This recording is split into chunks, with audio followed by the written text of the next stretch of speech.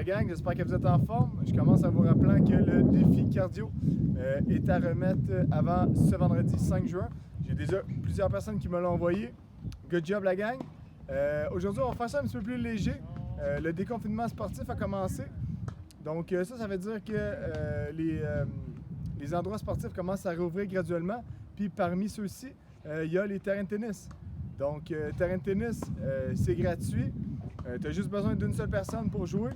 Puis c'est des heures de plaisir garanties. Donc de la façon que ça fonctionne ici à Longueuil, les changements se font aux heures. Donc là en ce moment, il est midi 45. Donc moi je suis venu ici pour jouer à 13h. Donc tu arrives un petit peu d'avance, comme ça tu t'assures d'avoir une place pour l'heure qui suit. Puis lorsque l'heure tombe pile, donc à 13h pile, c'est su et connu. Donc ceux qui jouaient vont quitter pour te laisser la place. Donc entre-temps, les minutes qui te restent en attendant, ce que je te suggère, activation, donc comme on fait à l'habitude, tu peux faire un peu de jogging sur place, des jumping jacks, échauffement dynamique du bas vers le haut, donc très important, cheville, genoux, hanches, les épaules vont être sollicitées, coudes également, donc échauffement dynamique et comme je te dis, dès que l'heure tombe pile, c'est à ton tour.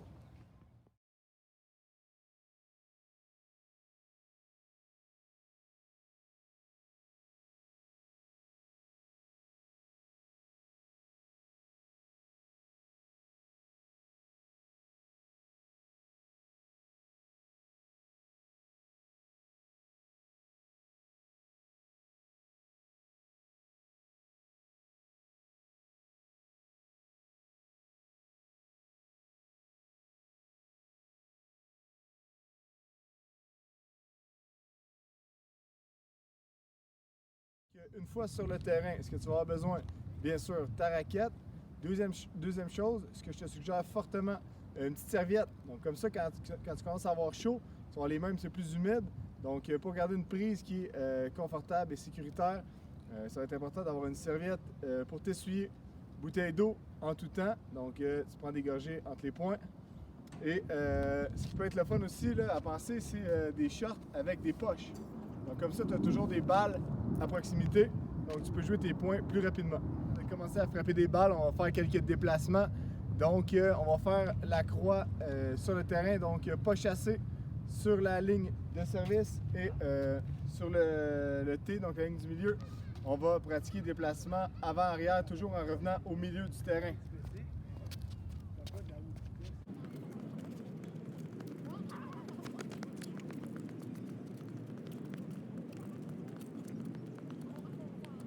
Une fois arrivé sur le terrain, tu as 1 heure.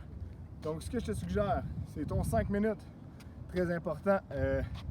Échauffement, activation, comme on vient de faire. Ensuite, je te suggère de frapper des balles facilement une dizaine de minutes afin d'optimiser tes sensations. Coup droit, revers, volée, service. Puis ensuite, il va te rester une quarantaine de minutes pour compléter un set. Donc, ce que je te suggère au début, quand tu commences à faire des frappes, c'est d'y aller à mi-terrain. Donc les deux, vous positionnez un petit peu à l'avant de la ligne de service. Et à ce moment-là, on échange des coups droits, des revers, coups droits, revers, sans trop de puissance, juste pour s'assurer de frapper au milieu de la raquette et retrouver des sensations qui sont agréables. Quand tu commences à être à l'aise, à ce moment-là, tu peux reculer derrière la ligne de service. Ensuite, on va reculer jusqu'à la ligne de fond pour faire des grands échanges en fond de terrain. Et suite à ça, chacun votre tour, vous pouvez vous avancer tout près du filet pour frapper des volées. Donc, une volée, c'est quoi? C'est quand on frappe la balle directement sans qu'elle fasse de bond.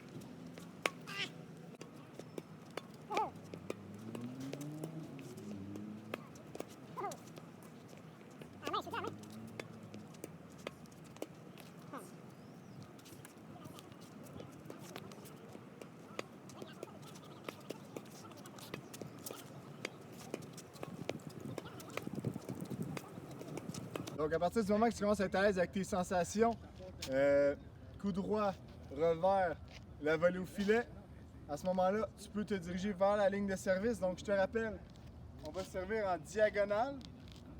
Quand tu as réussi quelques services, essaie la même chose de l'autre côté et vous allez être prêt à jouer.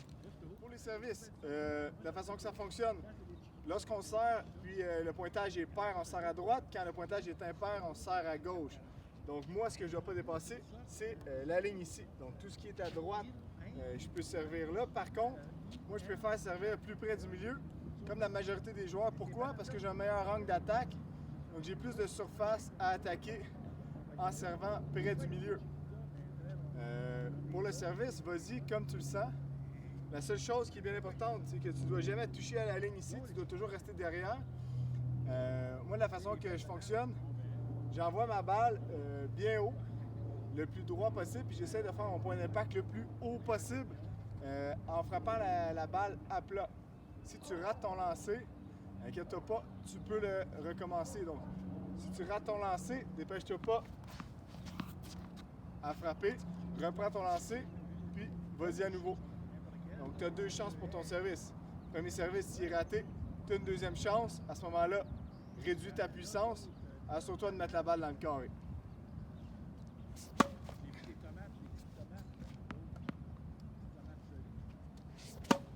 Chauffé, on a pratiqué tous nos coups. On est prêt à débuter. Je te rappelle les règlements de la façon que ça fonctionne. Donc, si on veut faire un 7, ça va être le premier rendu à 6 points.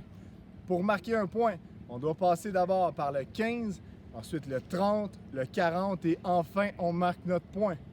Donc, quand c'est 0-0, on sert à droite. Par exemple, si c'est le serveur qui fait le point, bien, ça va être son pointage qu'on va annoncer au début.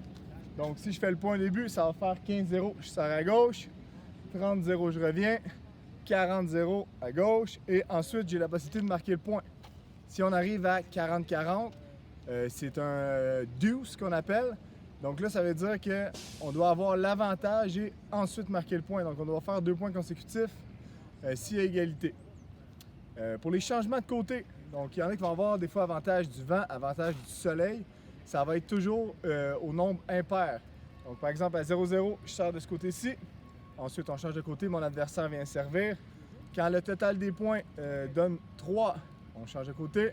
Même chose, 5, 7, 9, 11, ainsi de suite. Si on arrive à un bris d'égalité à 6-6, à ce moment-là, ce qu'on fait, c'est qu'on joue une partie de 7 points pour déterminer qui va remporter le 7. Donc, à ce moment-là, il n'y a pas de 15, 30, 40 points. C'est 1 point à chaque service. Donc, moi, je vais servir. Par exemple, je marque le point 1-0. Ensuite, mon adversaire va avoir 2 services. J'ai 2 services, ainsi de suite. Premier qui arrive à 7 en ayant toujours 2 points d'écart. Donc, si par exemple, c'est 7-7, on continue. Ça doit se gagner 9-7 et non 8-7. Donc, 2 points d'écart. Je te rappelle, en ce moment, on a seulement le droit de jouer en simple, donc pas de partie en double. Les lignes en simple, ça c'est le corridor de double, donc on l'oublie. La seule chose qu'on a à penser, c'est de mettre la balle dans le carré de service du côté opposé et par la suite, il y a seulement la ligne de fond à surveiller. Si ça touche à la ligne, le point est bon, puis si ça va à l'extérieur, la personne qui l'envoie à l'extérieur n'a pas de point. Donc voilà en gros le petit résumé pour le tennis. Donc j'espère que la majorité d'entre vous vont en profiter puis qu'on va peut-être se croiser dans un parc de tennis bientôt. Je te dis bonne semaine et à bientôt.